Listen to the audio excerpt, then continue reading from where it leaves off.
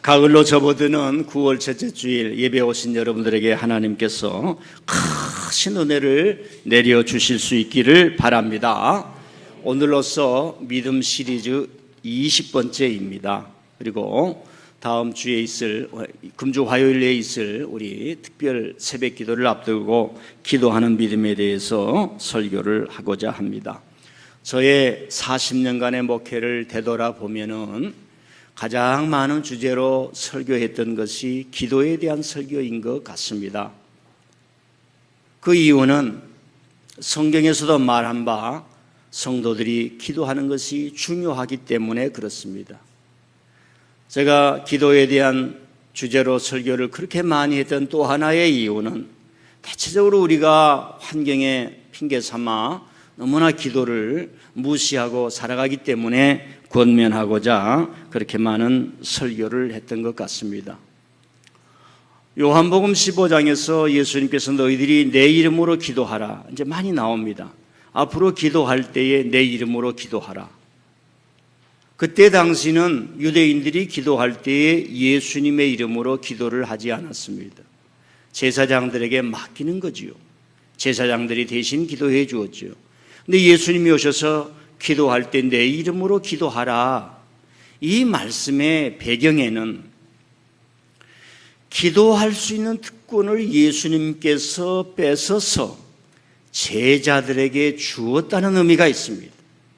이제는 너희들이 하나님 앞에 기도하면서 땅에서 매면 하늘에서도 매일 것이요 땅에서 풀면 하늘에서도 풀리리라 했던 이 천국의 열쇠를 제자들에게 주신 특권이라는 말입니다. 저와 여러분이 살아가면서 받은 특권이 있다 합시다. 그것이 무엇이겠습니까? 성별의 특권이 있을 것입니다. 남자로 여자로 살아가면서 직분의 특권이 있을 것입니다. 그 특권을 사용하지 않고 녹슬고 그저 둔다면 어떡하겠습니까? 그래서 예수님께서 기도하라 하실 때에 내 이름으로 기도하라는 의미에는 그런 의미가 있을 만큼 기도가 중요하다는 것입니다. 오늘 설교를 들으면서 겟세마네에서 기도하시는 예수님의 기도가 무엇인가 이렇게 아는 게 아니라 좀 예수님을 느껴봤으면 좋겠다 하는 생각을 갖습니다. 그리고 여러분들이 기도하며 살아야 되겠구나 하는 결단이 일어나고 화요일부터 시작하는 하반기 또 새벽 기도에도 특별히 자발적으로 열심히 나와서 기도의 문을 여는 역사가 있기를 바랍니다. 이 겟세마네의 예수님의 기도는 마태, 마가, 누가 이 세 복음서에 다 나옵니다. 이걸 공관복음이라고 합니다. 공관이란 말은 한문인데 같이 본다는 얘기예요. 그래서 예수님의 무엇을 행하신가 이렇게 사건, 말씀 그 뜻대로 이렇게 기록을 했습니다. 요한복음은 그 예수님이 하신 어떤 사건의 영적인 의미를 많이 우리에게 전해주고 있습니다. 겟세마네 기도는 우리가 알다시피 예수님께서 3년 동안의 사역을 마치시고 로마의 군병들에게 잡혀 십자가 처형을 당하시기 바로 직전에 죽음의 그림자가 옥죄어 오는 바로 그 순간 죽어야 하는가 살아야 하는가 살아남아서 기적을 베풀고 사람들을 부르며 힐링을 하고 치료를 하는 사역을 계속해야 하는가 아니면 이 순간을 직면해서 하나님 앞에 대속의 제물이 되어서 아버지께서 원하시는 구원을 이루어야 하는가. 시간은 예수님의 편이 아닙니다. 로마의 편이었습니다.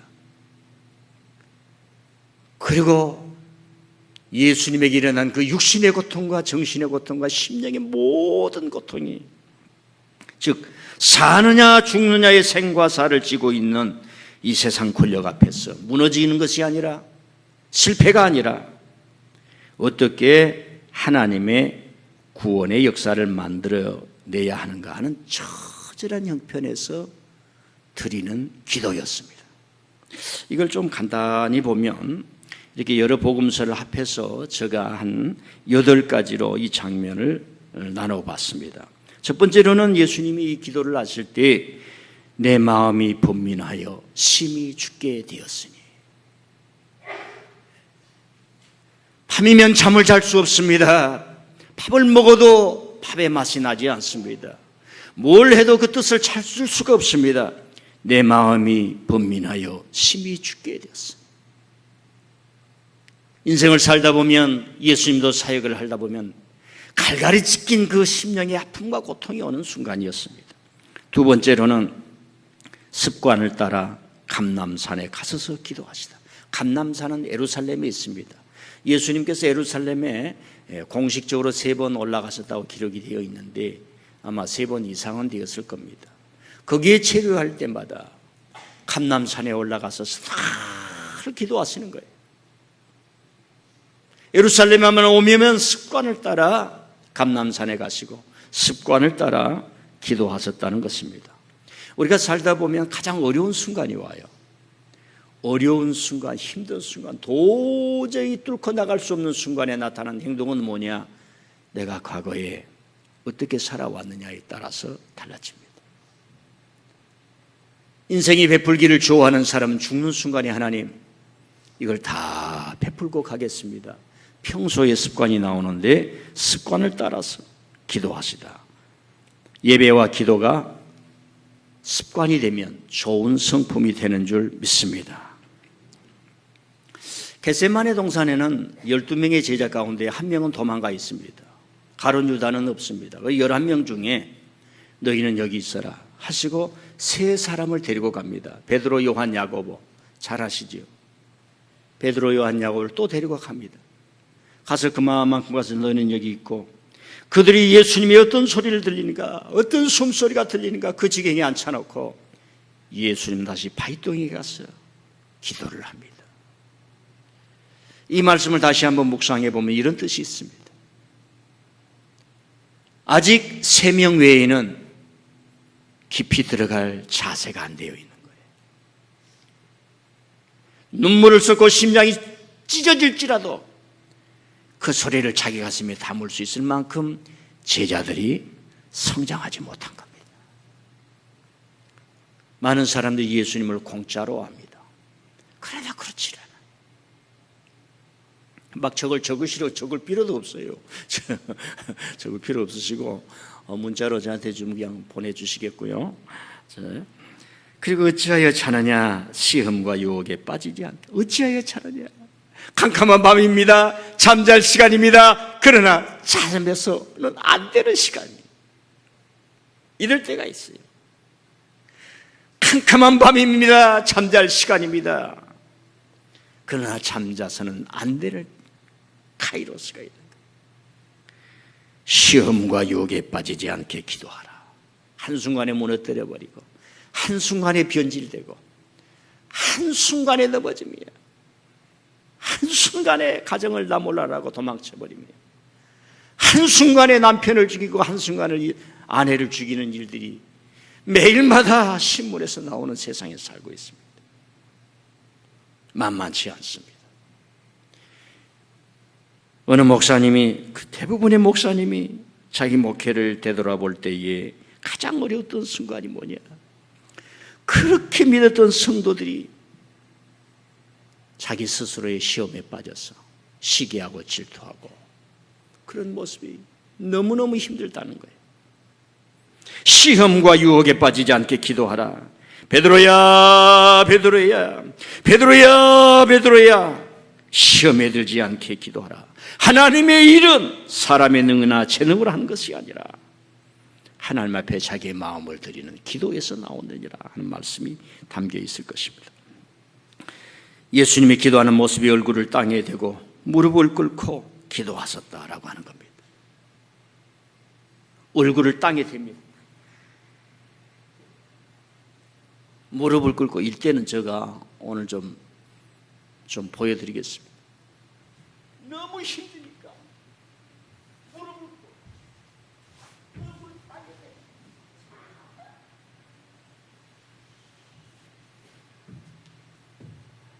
우리는 인생에 계획이 있습니다.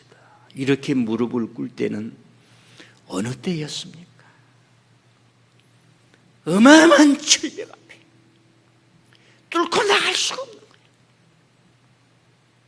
여러분 살다 보면 이런 순간이 많이 왔어요.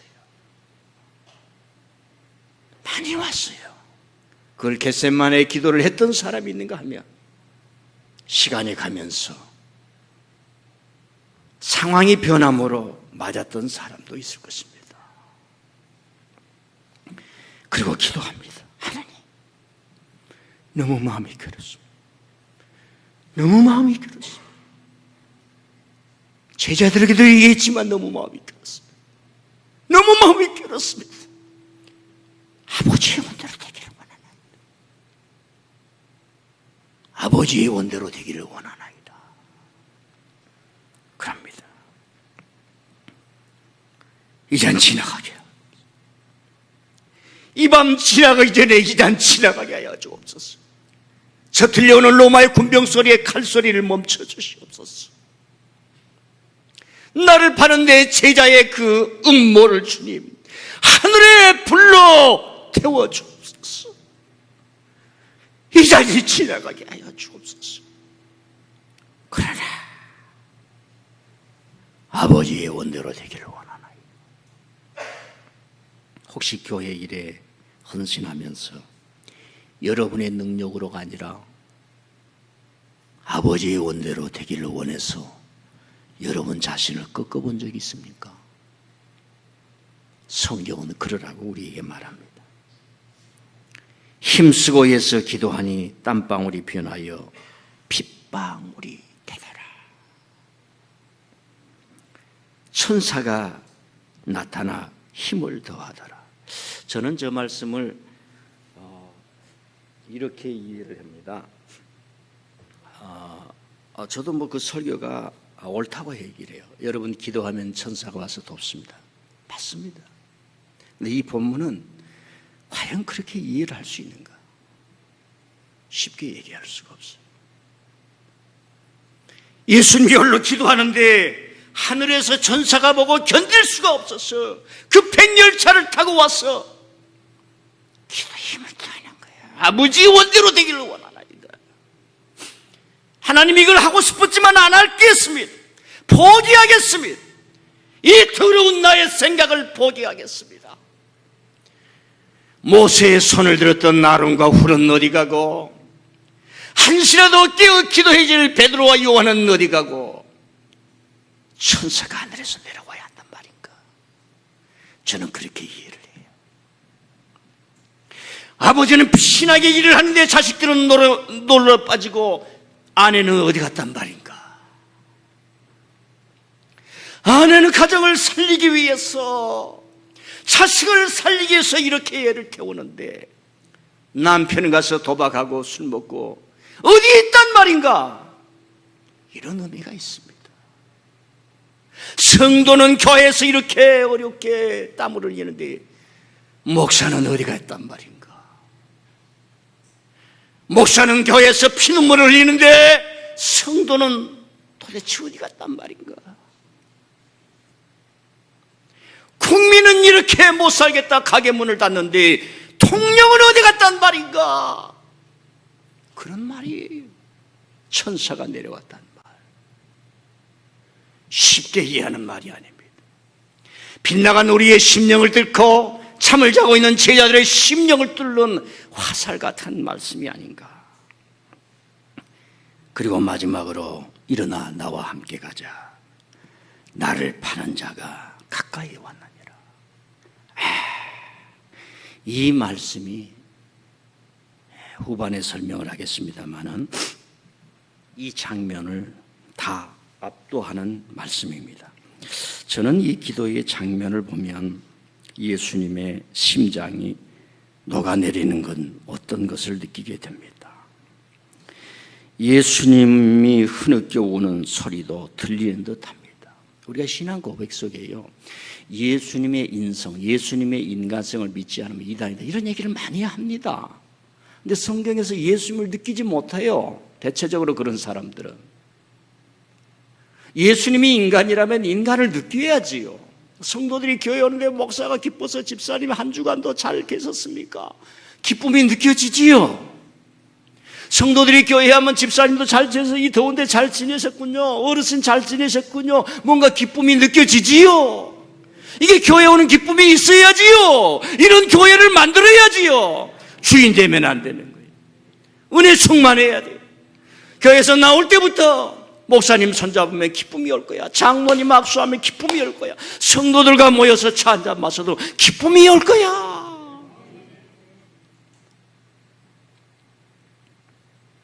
예수님이 몸부림을 치면서 절규하면서 피부를 뚫고 나오는 땀방울이 피가 되는 흐느끼는 그런 기도를 듣는 것 같습니다. 우리는 권하여 잠을 자고 있는데 옆에서 예수님께서 겟세마네의 기도를 드린다고 생각하면 무슨 마음이 들겠습니까? 요즘은 잘 어떤지 몰라요. 제가 젊었을 때 20대, 30대, 40대까지만 해도 아버지가 판에 어려운 일을 하고, 그때는요 오후 5시 퇴근이 어디에 있습니까? 회사 일이 끝나야 퇴근하는 거예요. 10시, 12시, 2시. 그러면서 아침에 또 가고, 그러면요 가정을 살리는 그 주인 되신 분이 집에 오면 그래도 가정의 한 사람이 아내라도 한번 물 한 잔 끓여놓고 이제 오시냐고 있으면은 내일 아침 나갈 힘이 생기는 거예요. 그런데 콜클 집안 사람들은 자자고 오늘 하루 종일 얼마나 고생했냐고 하는 사람 없으면 인생의 살맛이 안 나는 겁니다. 이게 임마누엘이에요. 예수님이 우리에게 고난의 현장에 같이 있으라 하는 말이 이 말입니다. 하나님은 우리를 이렇게 만들어 갔습니다. 이렇게 살아가게 하십니다. 혹 좋은 일을 위해서 여러분 어려움을 당하고 있습니까? 하나님이 다 위로해 줄 믿습니다. 위로해 줄 뿐만이 아니고요, 가족들이 다 위로해 줘요. 제가 한두 달 전인가요, 우리 교회 어떤 분이 등록을 하셨는데 신방을 갔는데 쭉 가정 얘기를 잠깐 얘기하면서 그렇게 어려운 생활을 했는데 다 주위의 가족들이 나에 대한 오해를 풀고 너무너무 감사하다고, 너무너무 미안하다고 그러더라는 겁니다. 성도의 상은 하나님이 정한 저 멀리의 시간에 예비되어 있는 줄 믿습니다. 제자들에게 얼마나 기대하셨으면, 그리고 얼마나 그 마음이 어려웠으면 나와 한시도 깨어 기도할 수 없더냐. 지금 주님은 어머니가 필요한 시간이 아니에요. 지금 예수님은 아버지가 필요한 시간이 아니에요. 자기가 직접 가르쳤던 그 현장에 있던 사람, 그 현장에 있던 그 제자들의 함께 해주는 거예요. 함께 기도해 주는 거예요. 함께 기도해 주는 거예요. 교회도 그렇습니다. 목사님과 함께 기도하는 거예요. 이럴 때는 크게 아멘 해봐요. 목사님과 함께 기도하는 거예요. 목사의 제일 큰 기쁨이 성도들이 기도나 예배에 와서 스스로 힘을 입고 열심히 살아가고 내 가정을, 내 인생을 신앙으로 만들어내리라 그 결단과 각오를 볼 때 목회자는 하나님 아버지 이 종의 기도를 들어주시고 그래도 목회하면서 성도들을 가르친다고 하는데 저런 열매가 있군요. 그걸 먹고 사는 겁니다. 얼마나 애원과 탄식의 기도를 드렸으면 천사가 듣고 있다가 참다 못하고 내려와 힘을 다해야 했을까. 내 아버지의 할만하시거든 이 잔을 지나가게 하옵소서. 그러나 내 원대로 마시옵고 아버지의 원대로 하옵소서 라고 기도할 때에 하늘이 열리고 우레 같은 응답은 오지 않았습니다. 얼마나 애간장을 느끼고 얼마나 하나님 앞에 지난 3년 동안의 사역 아버지 하나님이 얼마나 같이 하셨던가. 천둥 같고 우레 같은 응답은 오지 않았습니다. 저는 자랑은 아니에요. 근데 내 인생 속에 이런 경험이 있었다 하는 의미에서 생각하는 겁니다. 오해 마시고 들어주시길 바랍니다.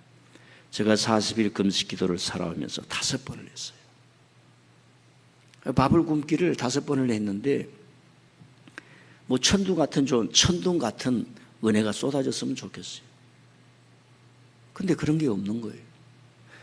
그러다 가끔 가다가 그런 생각을 해요. 너 장모님들과 성도님과 그래도 이렇게 예배당지 했지 않느냐. 다른 사람이 하지 못한 일을 너가 했지. 다윗도 하지 못한 일을 하지 않았느냐. 이런 생각이 좀 들기도 하는데, 그래도 기라성 같은 사람들이 많이 있으니까 하나님 아버지 발버둥은 쳤지 않습니까? 내가 주님 앞에 잘한 건 없지만, 뭐 잘난 건 없지만 발버둥은 쳤잖아요, 하나님. 그럴 때가 있는데, 지금 예수님께서도 땀방울이 변하여 핏방울이 되었는데 천둥 같고 우레 같은 응답은 오지 않았습니다. 여러분요, 정말 안 왔을까요? 이제 하반기를 보면 무엇이 왔는지 알 수가 있습니다. 달리기 한 번 해서 땀 뺐다고 건강해지지는 않습니다. 세상에 좋은 신약을 먹었다고 내 병이 지금 당장 치료되는 것이 아니에요. 시간이 필요하고 내 마음속에 무엇이 일어나는가 하나님이 보여주신 것을 보는 은혜가 필요합니다. 겟세마네 동산에 무서울 정도로 밀려오는 침묵과 고요 속에서 주님은 3번이나 일어났다 앉았다를 반복하면서 제자들에다가 시험에 들지 않게 나와 함께 깨어 기도하라, 나와 함께 기도하라. 제자들을 염려하는 거예요. 나를 위해 울지 말고 내 백성을 위해 울라, 너를 위해 울라, 너 가정을 위해 울라. 나는 여기에 있는 모든 사람이 어린아이든지 어리든지, 우리 딸도 지금 20대인데 20대 때부터 기도할 때다. 20대에 기도하면 40대가 안정이 되고요, 30대에 기도하면 50대를 하나님께서 주장하시고요, 30대에 기도하면 60세, 70세를 보장받는 줄 믿습니다. 세월을 아끼라, 때가 가까우니라. 그리고요, 예수님께서 마지막에 이제는 자고 쉬라, 이제 인자가 죄인의 손에 팔리우리라. 일어나 가자. 그거 올려주세요. 이제는 자고 쉬라, 이제 인자가 죄인의 손에 팔리우리라. 일어나 가자. 보라, 나를 파는 자가 가까이 왔느니라. 더 이상 기도할 시간이 없는 겁니다. 그 시간은 이미 끝나버리는 거예요. 하나님께서 특별하게 또 다른 기회를 주시기도 합니다만, 이 겟세마네 기도는 더 이상 그들에게 오지 않습니다. 일생 동안 베드로의 심장 속에 내 주님이 그렇게 고통당할 때에 우리는 그걸 몰랐었지. 그 아픔과 트라우마와 그걸 극복하기 위해서 더 힘차게 갔던 모습을 알게 됩니다. 민들레 교회가 어떻게 올 때에, 어떤 과정을 겪어올 때에 나는 그 자리에 있었어. 그때 너 거기 있었는가,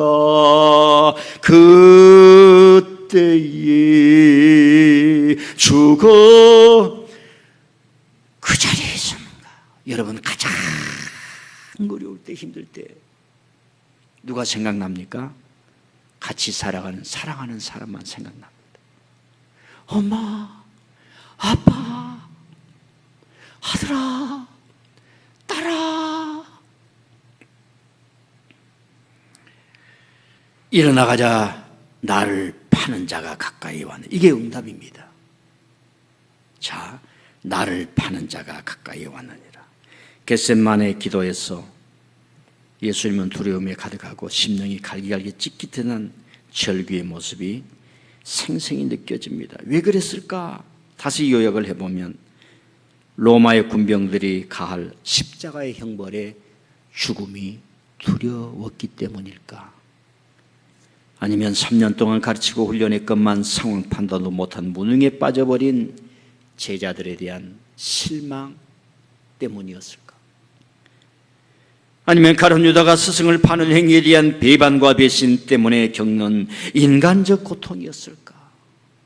살다 보면 가장 마음이 아프고 찢을 때가 언제예요, 여러분?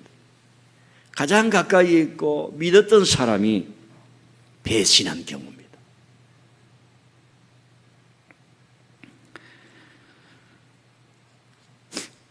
여러분, 가룟 유다가 예수님을 파는 것을 배신이라고 인류 역사, 인류의 양심, 인류의 윤리가 평을 하는 거예요. 가룟 유다가 예수님을 배반했다, 이런 것은 개인적 어떤 편견이 아니에요. 인류가 살아온 역사, 윤리, 지성적 관점에서, 인간적 관점에서 그건 사람으로서는 해서는 안 되고 가장 추하고 더러운 일이다, 이렇게 평을 하는 겁니다. 공식적인 평이에요. 그래서 이런 일들이 문학에서 재현되고 영화를 통해서 재현되면서 이걸 보는 모든 이들이요, 다시는 여러분들은 이런 자리에 서지 마십시오. 우리에게 교육을 해주는 거죠. 두 번째로는 율법에 특심했던 바울이 율법을 버리고 믿음으로 전행한 경우는 유대인에 대한 배신이 아니라 회개요 올바른 선택이라고 하는 겁니다. 그랬기 때문에 사도 바울은 인류 역사를 진전시킨단 말이에요. 발전시키는 게 모든 사람들이 자신의 삶을 아름답게 살아갈 수 있는 진전시키는 일에 어마어마한 유산을 남기는 거예요. 우리는 교회니까 사도 바울 이렇게 교회에서만 이해하는, 서구는 그렇지가 않습니다. 교회를 떠난 일반 사회에서 바울 사도의 그 핵심이 인류 사회를 얼마나 발전시켰는가. 문학으로도 나오고 예술로도 나오고 끊임없이 나오게 됩니다. 세 번째는 나라를 팔아먹고 신일파가 되는 것을 배신이라고 합니다. 일제 밀정 슬파이가 되었다가 돌이키고 독립운동가를 도운 일로 일제를 배신했다면 그것은 배신이 아니라 의로운 선택이라고 합니다. 지난주에 우리가 밀정을 보았지요. 고등학생 친구가 있어요. 한 사람은 독립군 의혈단이 되었습니다. 한 사람은 일본 순사로서 굉장히 부총경인가 자리에까지 올라갔습니다. 그래가지고 독립군 의혈단이 어떤 경우로 해서인지 그 사람을 독립군들을 만나게 됩니다. 근데 초반에 이런 얘기가 나옵니다. 높은 놈들은 나라 팔아먹고 너같이 밑에 놈들은 백성들 고혈을 짜니 그게 즐거운 일이냐? 이렇게 말을 합니다. 일제 순사가 되어 독립군을 잡는 자를 어떤 순간에 영화에서 의혈단의 대장하고 만나서 딱 이런 말을 합니다. 사람은 언젠가는 자기 이름을 어디에 올려놔야 할 때가 있다. 그리고 영화는 더 말하지 않습니다. 너 이름을 조국을 배신한 일제의 밀정의 이름으로 올릴 것인가? 내가 그 직을 가지면서 모든 정보를 독립군에게 알려줘서 독립군 명단에 올릴 것인가? 이건 모두에게도 해당합니다. 내 이름을 정말, 내 인격을 정말 하나님의 종으로서, 하나님의 성도로서 기도하는 자리에 올려놓아야 할 때인가? 지금이 그때일 수를 있기를 바랍니다. 독도 설치물을 치우고 지혜가 하는 이들을 부역자라고 합니다.